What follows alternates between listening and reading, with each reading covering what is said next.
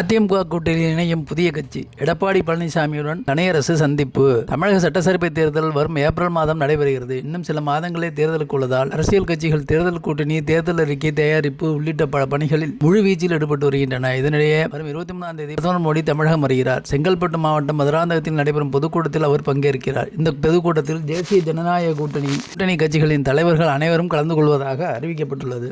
கூட்டணியில் இடம்பெறும் கட்சிகளின் தலைவர்களை மேடையேற்ற பாஜக பெரும் முனைப்பு காட்டு வருகிறது. அதற்குள் கூட்டணியை இறுதி செய்யும் முயற்சியிலும் அந்த கட்சி இறங்கியுள்ளது. இந்த நிலையில் கொங்கு இளைஞர் பேரவை தலைவர் தனியரசு எடப்பாடி பழனிசாமியை இன்று சந்தித்தார். கடந்த நவம்பர் மாதம் மு க ஸ்டாலினை தனியரசு சென்னை அறிவாலயத்தை சந்தித்து பேசினார். அப்போது சட்டசபை தேர்தலில் திமுக கூட்டணியில் இணைந்து போட்டியிட தனியரசு விருப்பம் தெரிவித்ததாக தகவல் வெளியானது. அதேபோல் தனது பேட்டிகளிலும் எடப்பாடி பழனிசாமியை கடுமையாக விமர்சித்து பேசியிருந்தார். இந்த சூழலில் தான் திடீர் திருப்பமாக எடப்பாடி பழனிசாமியை தனியரசு சந்தித்து பேசியுள்ளதாக முக்கியத்துவம் பெற்றுள்ளது. இதுபோன்ற செய்திகளுக்கு சேனலை சப்ஸ்கிரைப் பண்ணுங்கள், சப்போர்ட் பண்ணுங்கள். உங்கள் கருத்துக்களை கமெண்ட்ஸில் சொல்லுங்கள்.